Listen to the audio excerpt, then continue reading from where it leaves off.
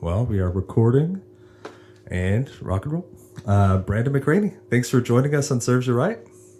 Thank you for having me. It's a pleasure to be here. Yeah, so I did want to start off by asking, how hard is it really to start a distillery in today's age and climate, and as people are wailing and moaning about the new generation drinking less? What was that process kind of like? It was a bit challenging, and notably, I opened during COVID, so I dealt with those complexities as well. But it's not something that happens overnight. So the government, federal government, the TTB, the regulating body over spirits, it's a process. So they do a background check on you, and then you go through an application process to get your DSP, your distiller's permit. And so that could take several months, because before you apply, you also need to have the design of that production space. And if you're aging spirits, the warehousing area, the bonded space, you need to have all that laid out. Generally, an architect's going to take care of that for you as well before you can do the application process. So it's going to be a couple months. In the construction also, depending how elaborate you want your production operation to be. That's going to take some time as well. It certainly did for us.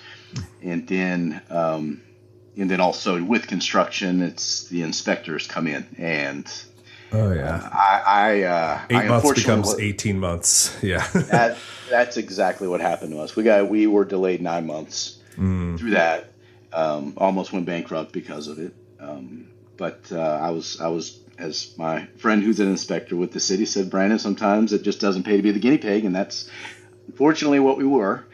But in addition to the federal permitting, you go through the state process as well. So we had to register with North Carolina, be a distiller, and then also it's now you have SKUs. So getting SKUs registered so that you can start pushing sales out there. So it certainly doesn't happen overnight. You need to plan it out for sure, and that doesn't take into account all the trademarking and all of that, the trademark searches that you need to do. But yeah, it's a little bit of a process. So take your time, and certainly you need to plan. Yeah, I've heard that one really good way to make a small fortune in alcohol is to start with a large one. Yeah, that's right. Yeah. That is what we say. I do have a couple of questions just on that process, because I'm very curious, what exactly are they looking for when they do the background search? Like, what would disqualify you? Do you know?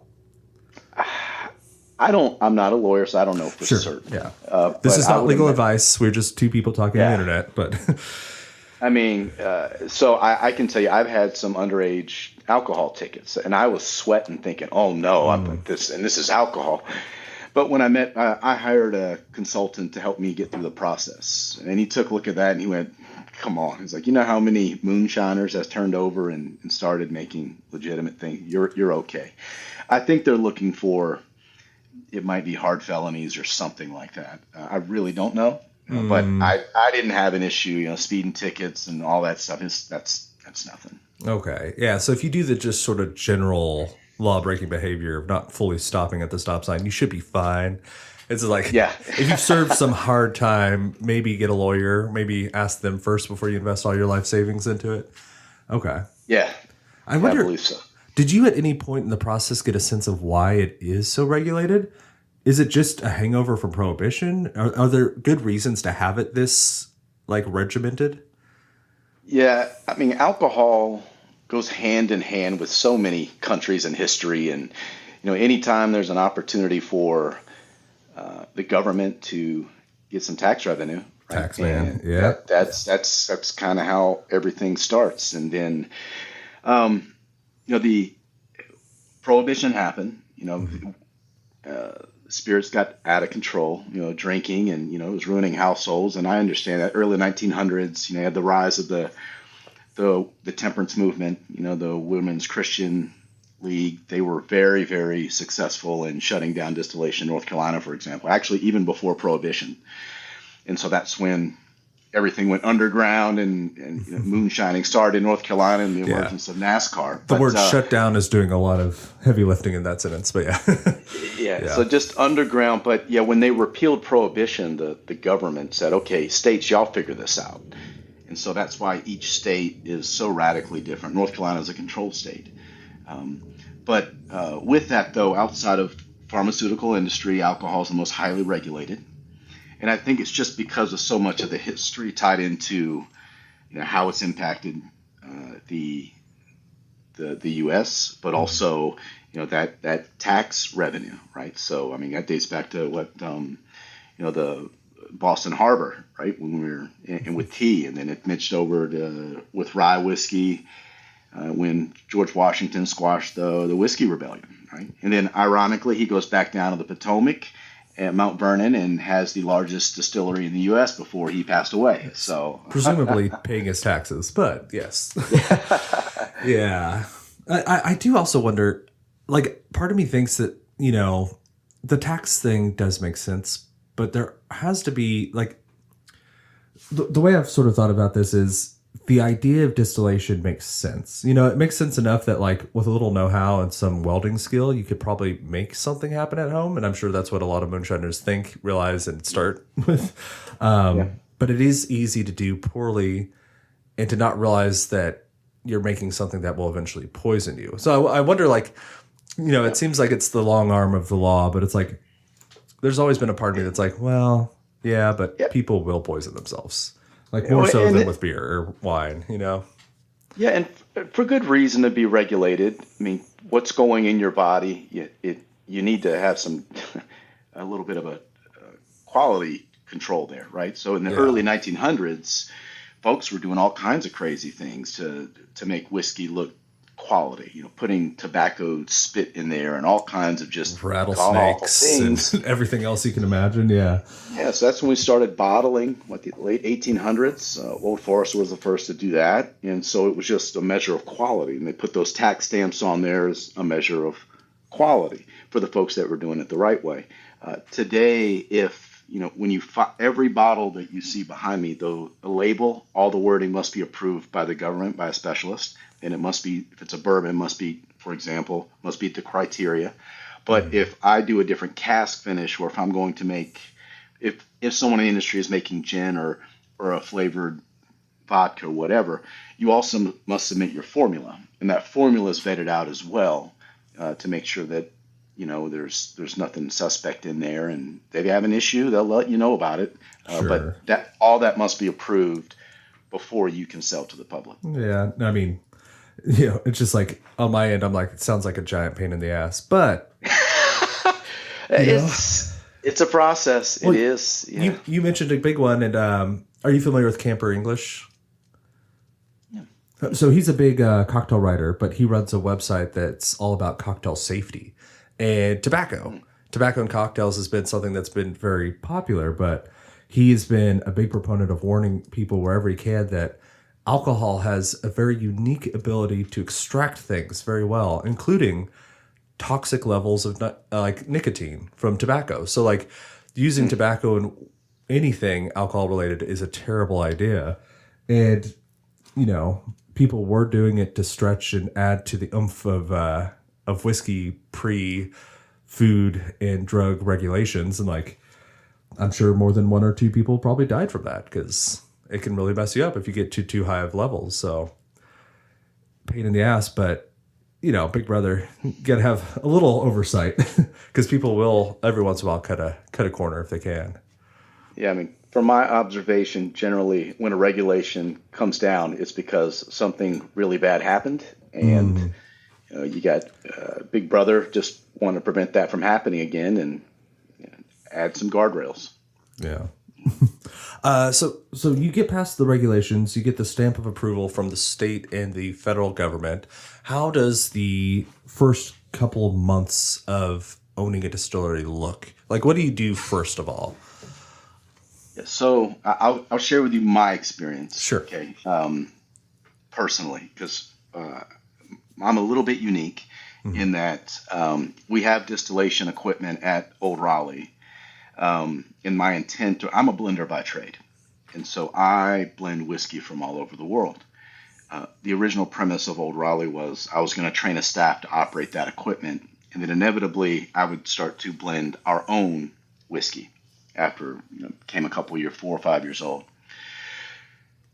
during our construction process, circling back to the inspectors, when they started making us change things, I got approved for a business loan to do the renovation of the building, and it was based off the design that they had approved. That's what the contractors bid on.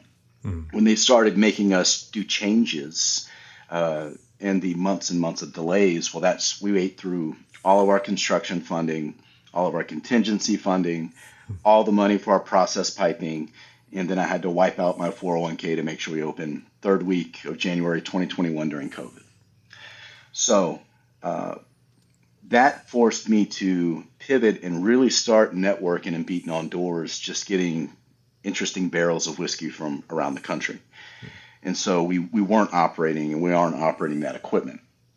And so in our spin on what we do as a blender, I wanted free form to just create, but I don't want to replicate the same thing every day. That's boring to me. And that's what a lot of the big brands do. So there's plenty of that out there. So I started getting onesies and twosies of barrels around the country, and we started releasing our small batches. And I said, look, they stand alone, these batches. The next batch will be different. We want to give you a quality product at Old Raleigh, but we want to show you how I can make that same barrel portfolio of bourbon, for example, pop differently from batch to batch, depending on the barrels that I'm releasing. And so the intent when we open was we'll just start clawing our way out and get this process piping completed. We worked our way through the chill water piping after about a year and a half, 2 years, got that done. And then things started to shift in this market.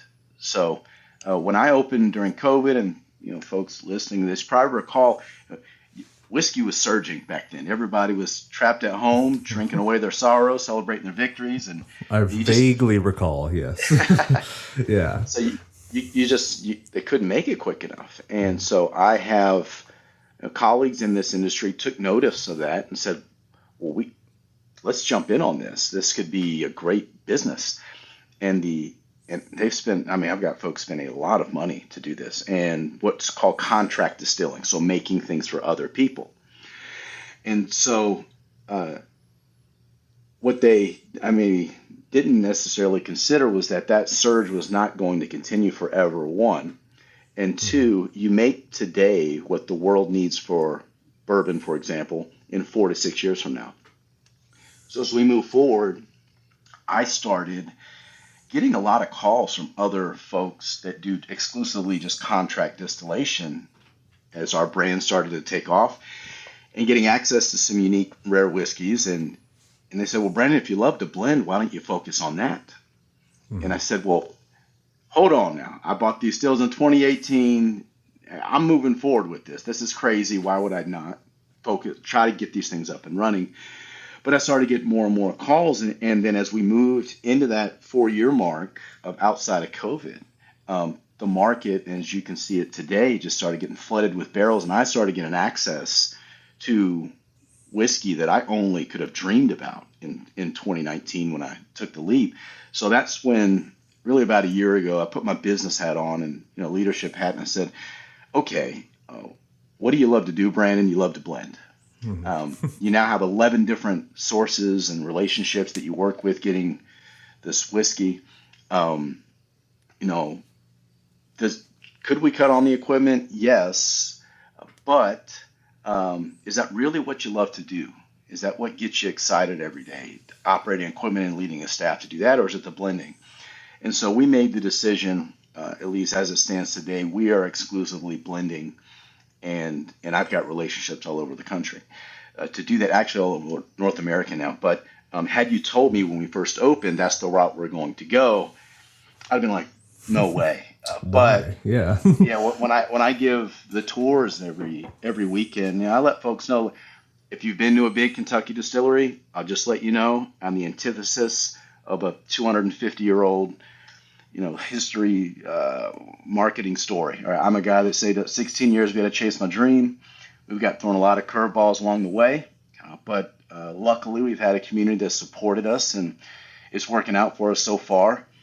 And I think where we are at Old Raleigh is, if I decide to cut the equipment on, I think if my kids decide to get into this, because they're now starting to become a little bit more aware of what a distillery is, and and the cool factor it could have, I guess. I think that I would have them take on that piece of the business, because distilling and blending are two completely different crafts, Yeah. completely different. And so I'd want that to be their baby. Let them run with that and let that be the craft and the art that they want to try to master. Yeah. And come distill with dad. Yeah. Yeah, sort of thing. That's cool. As you're describing that evolution in my head, I was kind of imagining you as like, because I always like to cook, like take things back to different images, but imagine you as a cooking, like running a restaurant. And it's like at a certain point you had to decide, am I a line chef or master chef? Am I going to do farm to table where I raise the food, or am I just going to get high quality ingredients and do like a tasting menu that changes every night, but it's always high quality? And I think that's a cool path. You can kind of delineate and see that, each has its merit. And you have people that are successful in both, but you kind of have to follow your passion and see which path works for you, if that makes sense. And it's funny you mentioned a chef. We call our barrel warehousing area, I call that my pantry. Oh, right. And so, yeah. And so we've got the individual barrels I call my spice rack. And I'm just trying to figure out which spices we want to package together to make our next small batch release or limited release. Now, we'll do one-of-one bottles. And I do that not because it makes financial sense sometimes. My time would be better spent getting into more stores with, a couple SKUs. But I truly want to master this craft. And, anybody on the call here, how do you get better at being an accountant, being a chef, being an electrician? You put in the reps, you put in the work. And so, over the next year, we're going to release over 180 different whiskeys.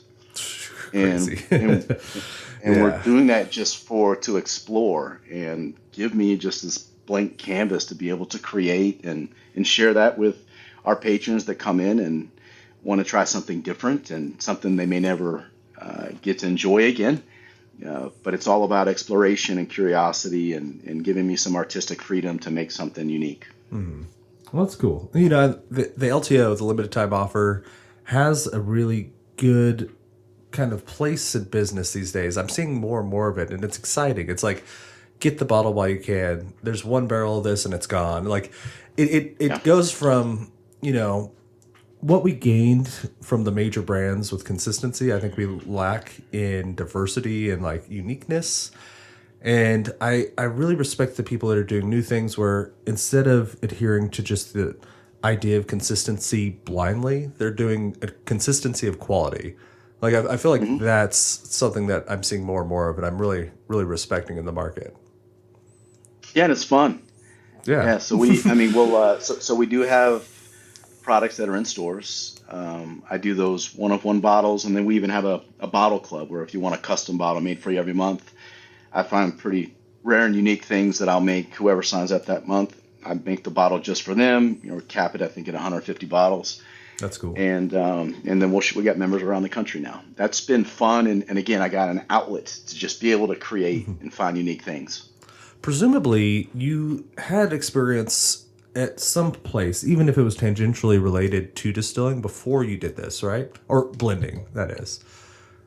Yes, like 15 I years presume, ago. maybe I'm wrong. Yeah. Yeah. So this 20 years ago, this 15, 20 years, this was not in the cards. I was climbing the corporate ladder and chasing that big title that I thought I always wanted. And this was started as a hobby on the side. I had that big whiskey collection back when it was not a big thing at the time. And I just started getting fascinated, but it was just a hobby. I really liked this. And I started going to workshops, and there's a sommelier school down in Texas, whiskey sommelier school I went to. And I said, okay, when I started getting a little more serious about it, I said, okay, I want to take a methodical approach to developing my palate, being a lot more mindful, and started dissecting whiskeys. And that snowball on the side just started getting larger and larger. And then it intersected with my corporate career. I finally climbed that ladder and received that title on an interim basis that I always thought I wanted. And about a month into it, I went, I've just been chasing the title. What is the money's great, but I don't I'm not excited to wake up in the morning and just do this. The And that's question that when, no one asks themselves, and now what? It's yeah. like, And okay. Yeah. so the greatest thing that ever happened to me professionally was a failure. I ultimately didn't get that role. Somebody way more qualified got it over me. He was an outside hire, 15 years my senior. He was the perfect fit. And that's around the holidays of 2016. I was having a holiday, watching a holiday movie with my wife over a bottle of wine, and this thing just kind of came front and center, hit me in the face, and I said, "Honey, I think I want to start a whiskey company." And I thought she was going to tell me, "You need to. How about you shut up and have your midlife crisis in about 20 years? Life's pretty good right now. You got a wife, 3 kids, health Yes. Wait till insurance." the kids are grown up, Yeah. honey. Yeah. Yeah. But to my surprise, she didn't do that. She said, "Actually, I think you would be really good at that for whatever reason." And then I freaked out back then, 2016. We got Chat GPT nowadays, but back then, Google search, well, I'm going to start a whiskey company. How do I go about doing this? And there's a place called Moonshine University in Louisville, Kentucky, and they offered a week-long distiller's course. Really learn about distilling, but more importantly, I want to know about the regulations and the red tape. I wanted to be informed. And so they happened to have a class 3 weeks from the date that I was looking with one seat open. And I went, "You've got to be kidding me." Bought the seat, went and met my new boss. He said, "Hey, I'm sure you might be a little upset. We can talk about a succession plan. I'm not going to be here forever." And I said, "Do you mind if I just take a week off to clear my head and take a vacation, third week of January?" He said, "Yeah, do whatever you need to do." And so I went in there eyes wide open. And around the third day of that course is when I knew this is what I wanted to do. All right, sorry for interrupting. We will get right back to Brandon and Andrew, but I wanted to take a moment and say, if you have not had a chance to follow the show, please do. It would mean the world to me, and it would mean that you don't miss out on all the great guests I have coming on. All right, back to the show. In about 60 to 90 days, I'd have a whiskey company in works and up and running. And so that was a very naive thought.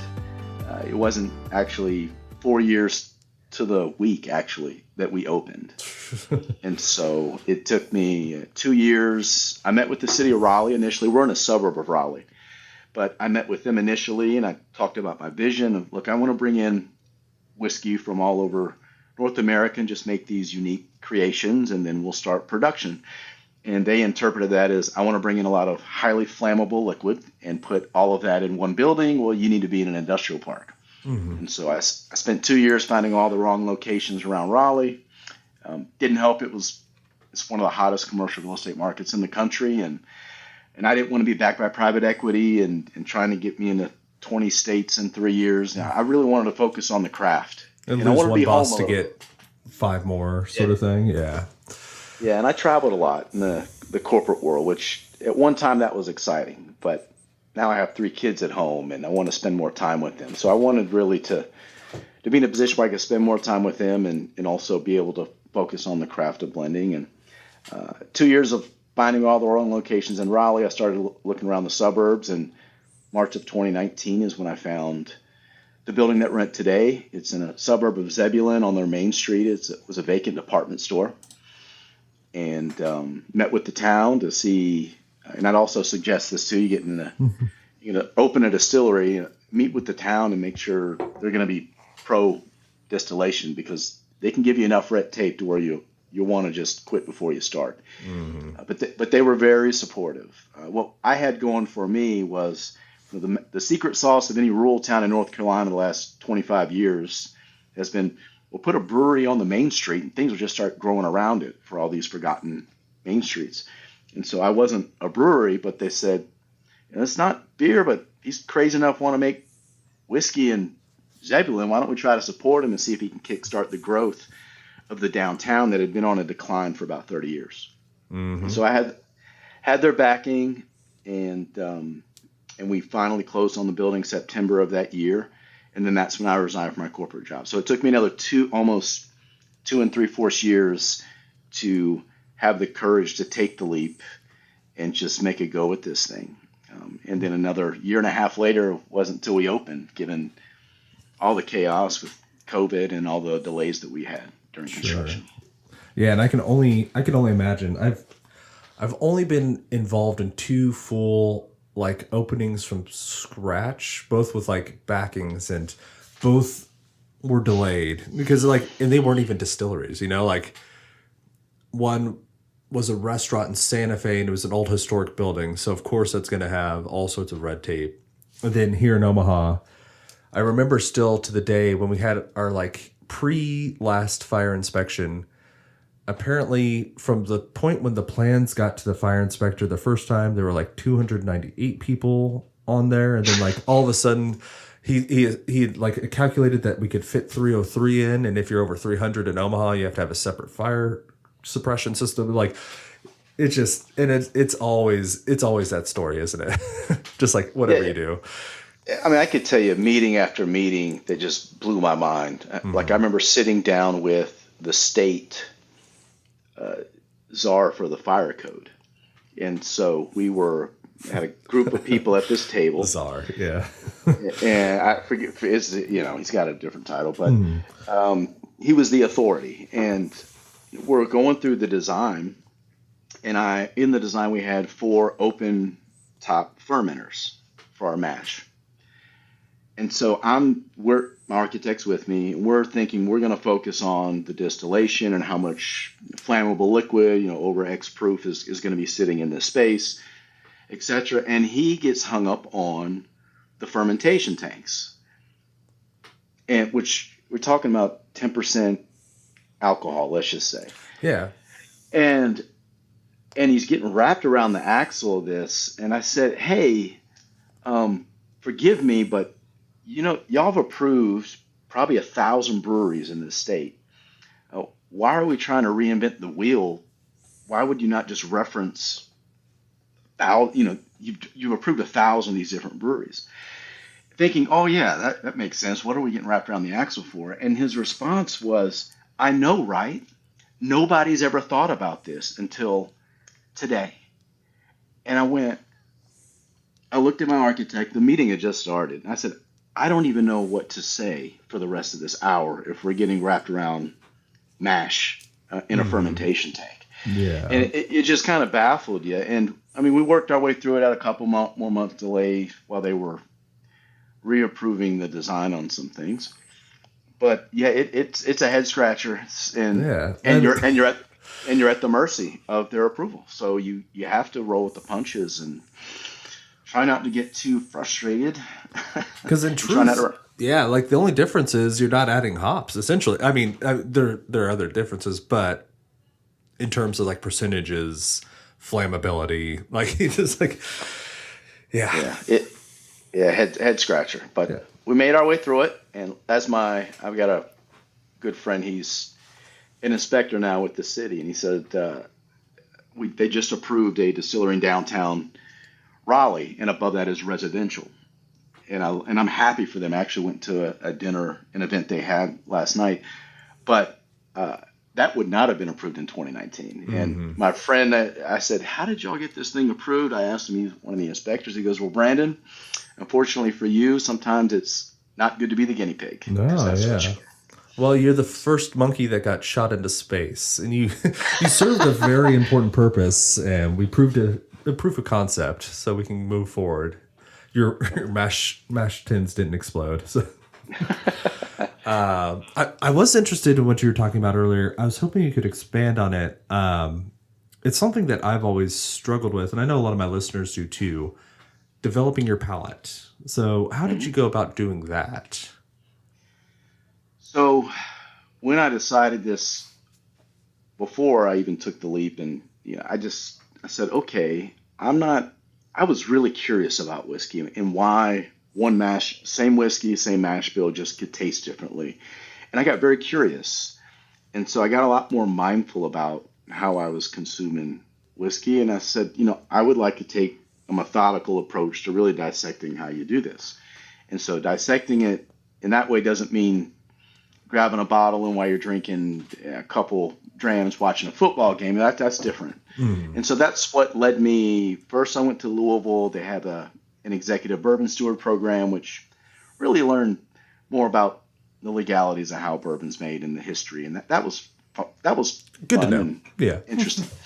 And then I went down to the Whiskey Sommelier School down in Texas, and that's when we really got deep into the exploration of trying different flights and whiskeys from around the world, and they ultimately have 4 different levels. I'm actually on their faculty now. I teach. Oh, that's awesome. But it just, I wanted to have a structured approach to dissecting, in particular, if I was going to be a blender, because your palate is your skill set. Mm-hmm. I can teach someone to operate a still. You can't give somebody a manual and say, here, go be a blender. It just doesn't work that way. So taking years of, excuse me. So it just takes years of being mindful and journaling and really paying attention to what's going on and getting informed. I read a lot of books on why do people come to the table and somebody likes one whiskey over another whiskey. Well, a lot of that has to do with we've got baggage when we come to the table that impacts that. 100% of the population have blind markers in their tasting buds. Right? Some of us grew up eating different cuisines. You got different experiences. You grew up in different parts of the world. And so when we come to the table and we try a whiskey, well, all you're doing when you're putting that liquid into your mouth is your brain's got a Rolodex of memories, and it's going, where did I crisscross with this before? And if it was a good experience, that whiskey falls within that sweet zone. And then let's say you had a bad experience with smoke or whatever, and you get a peated Scotch from Islay, well, that thing might be way over here going, never again, right? Mm-hmm. So all those things just started to compound and build. And I just thought it was great. It's fascinating. And so now I get to share that with our consumers too. I have a group, and you may have someone that is the connoisseur. They got a 300 bottle collection, and you may have someone that's just getting into whiskey. In general, they're going to be a little more timid to speak up on what they like because they don't want to be wrong. And so I'm quick to say there is no right or wrong. You like what you like. Getting people comfortable with it. I don't like historically the pretentious, stale atmosphere that whiskey has been known to have, and I try to drop the guard with that because whiskey should be enjoyed by anyone, and there's a good whiskey out there for everyone. It's just a matter of figuring out what are those flavor components you like about whiskey and trying to find that right one that hits the sweet spot. Mm-hmm. Yeah, well, I mean that's actually a really good breakdown. The flavor that I find the most kind of swing on is mint when I'm talking to people, because a lot of people kind of code mint as medicinal, and then other people code it as like fun dessert, fresh, and so like you'll have people like I've had a rye that's been like heavy mint, and I like that, and other people are like, ugh, ugh. It just kind of depends on what reference point you have to that.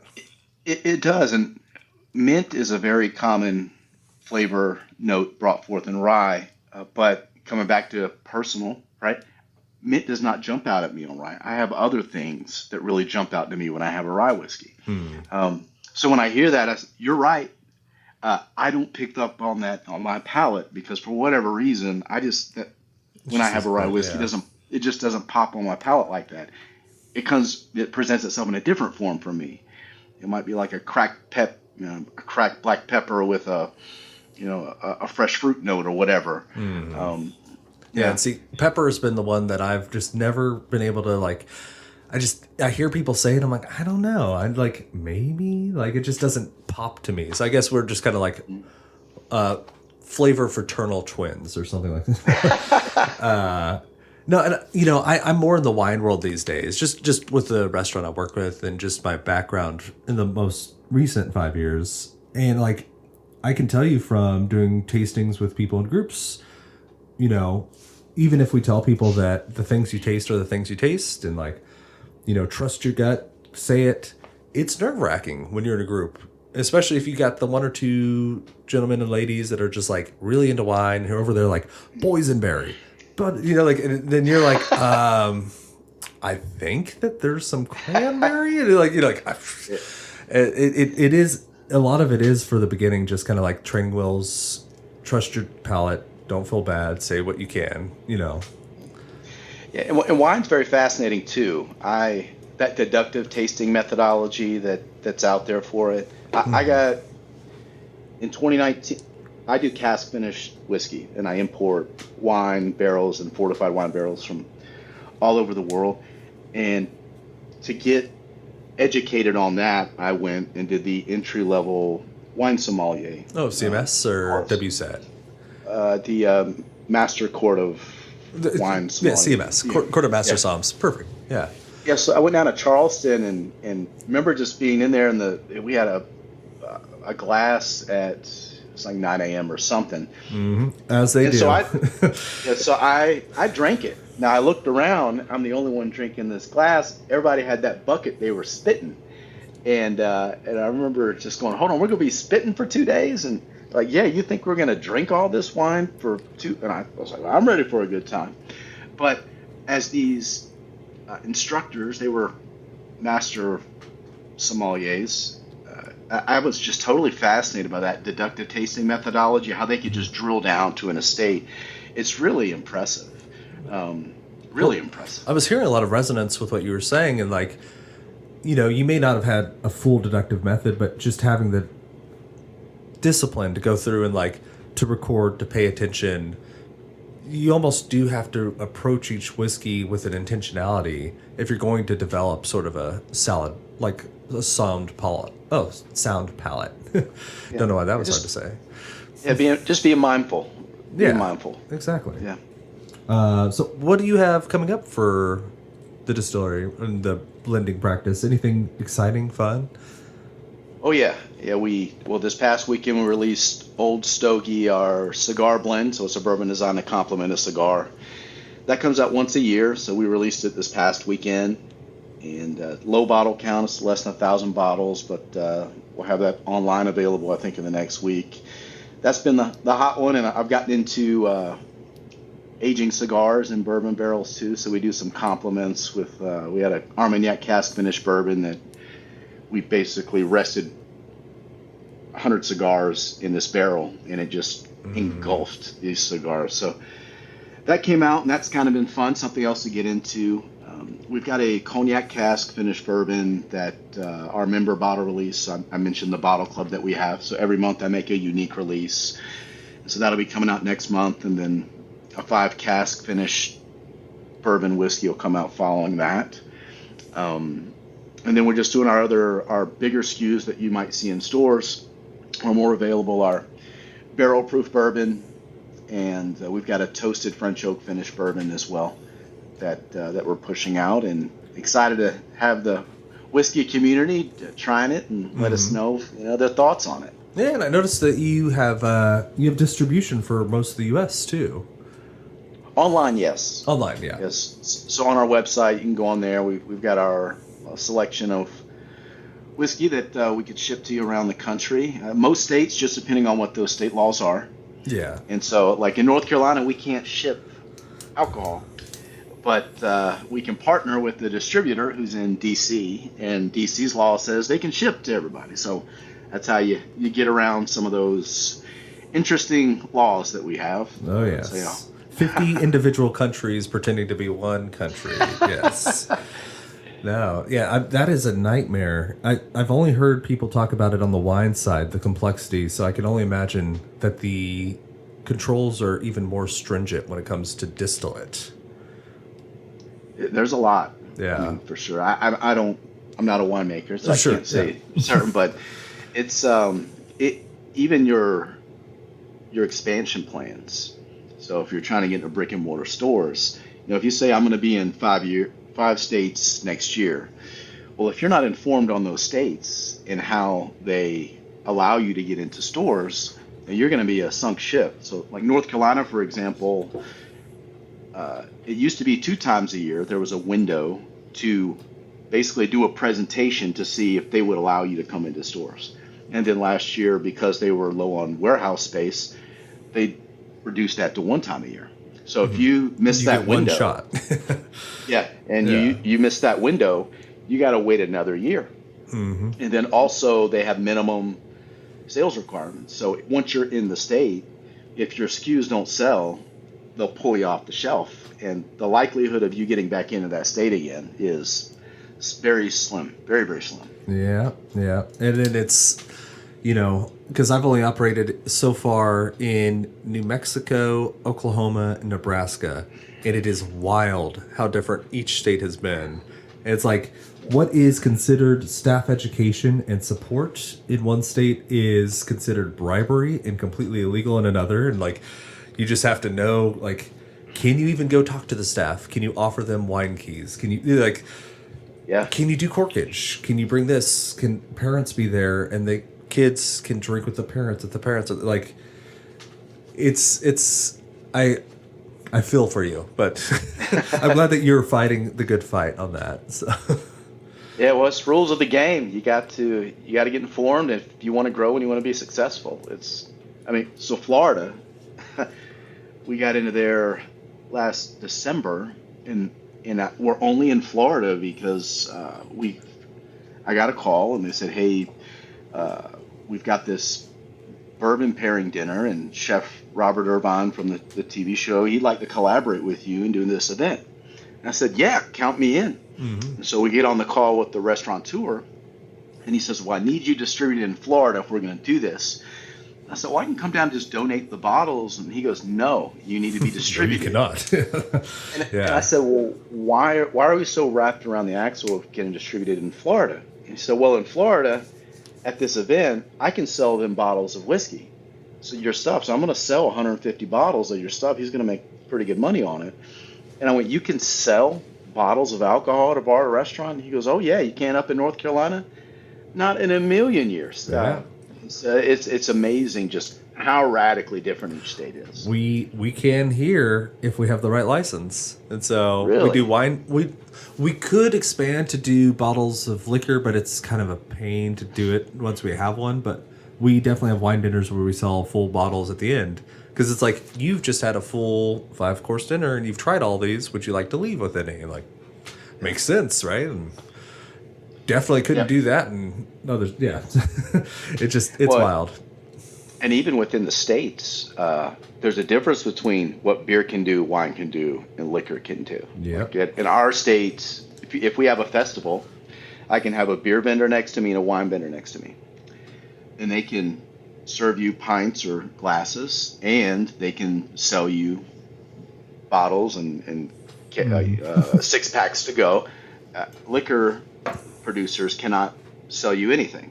So completely different ground rules depending on what the spirit is or the classes of alcohol. Yep. So, in story for those of you listening, if you're traveling and the state that you travel to doesn't let you do something you're used to, it's probably not their fault. Just know that.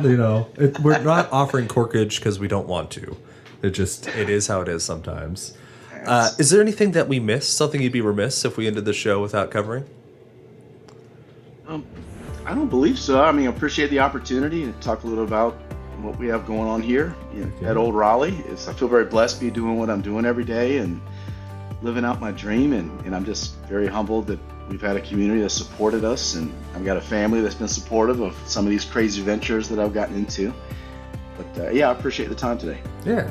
Go drink more whiskey. For those of you who are listening, where could they go to find out more about you? So the business, oldraleighDistillery.com, Old Raleigh Distillery on Instagram, Facebook, TikTok. Personally, I'm very transparent and open. I do a lot of videos about blending and stuff. That's on Instagram at Brandon McCraney. So feel free to reach out, DM me, and happy to connect. Awesome. Brandon, thanks for coming on today. Thank you for the time. Thank you for listening. That is today's episode. Now, if you have not taken a moment to check out our website, please do. It's servesyouRightPod.com. We have past episodes and all sorts of other things there. If you want to get in touch with me, that's the place to do it. I do appreciate that you've given me your most valuable asset, your time and attention. So thank you for listening. And stay tuned. We have some really cool guests coming up. I would hate it if you missed it. Cheers.